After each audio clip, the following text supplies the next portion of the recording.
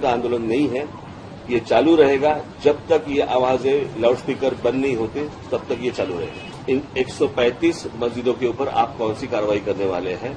आप हमारे कार्यकर्ताओं को पकड़ रहे हैं और इनके ऊपर कौन सी कार्रवाई कर रहे हैं?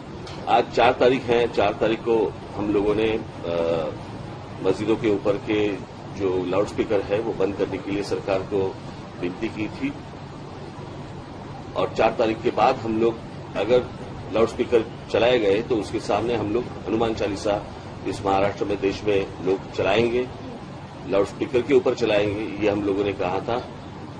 तो उसके हिसाब से अगर महाराष्ट्र में आज का मुझे जो समझ आया है, जो सुबह मुझे बताया गया, उसके हिसाब से कुछ 1400 या 1500 कुछ मस्जिदें हैं और उसके ऊपर से 135 मस्जिदों के ऊपर सुबह 5 बजे के पहले जो सुप्रीम कोर्ट ने जो बताया वो नियम तोड़कर 135 मस्जिदों के ऊपर सुबह अजान लगाई गई लाउडस्पीकर के ऊपर। मैं पूछ रहा हूं महाराष्ट्र की पुलिस को, इन 135 मस्जिदों के ऊपर आप कौन सी कार्रवाई करने वाले हैं?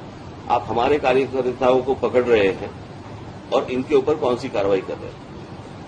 आपको मैं बता दूं कि ये एक दिन का आंदोलन नहीं है, ये जारी रहेगा और इसके बाद भी जहां जहां पे ये जो सुप्रीम कोर्ट ने डेसिबल का जो नियम बताया है, मैंने आपको बताया कि सुप्रीम कोर्ट ने जो बताया है कि 45 से 55 तक डेसिबल होना चाहिए लाउडस्पीकर का, 45 से 55 डेसिबल का लाउडस्पीकर होना चाहिए। इसका मतलब है हमारे घर में हम लोग जो मिक्सर लगाते हैं, ग्राइंडर मिक्सर जो लगाते हैं, उसका जो आवाज रहता है उतना आवाज, अगर इसके आगे जाएंगे तो उनके ऊपर कार्रवाई होनी चाहिए। ये सुप्रीम कोर्ट ने कहा है, मैं देख रहा हूं कि कार्रवाई हो रही है या नहीं हो रही है, होगी या नहीं होगी, या सिर्फ हमारे ऊपर होगी। हम इस देश में महाराष्ट्र में शांतता चाहते हैं, कोई दंगा फसाद नहीं चाहते। हम सिर्फ चाहते हैं कि जैसे मस्जिदों के ऊपर है, अगर इलीगली अगर मंदिरों के ऊपर भी होगा वो भी निकालो आप। ये विषय सामाजिक है, ये धार्मिक विषय नहीं है, ये पहले समझ लो आप। और उसके हिसाब से मुझे लगता है किसी भी सरकार को इस देश में, किसी भी राज्य सरकार को या वहां की पुलिस को इस तरह की एक्शन उनको लेनी चाहिए।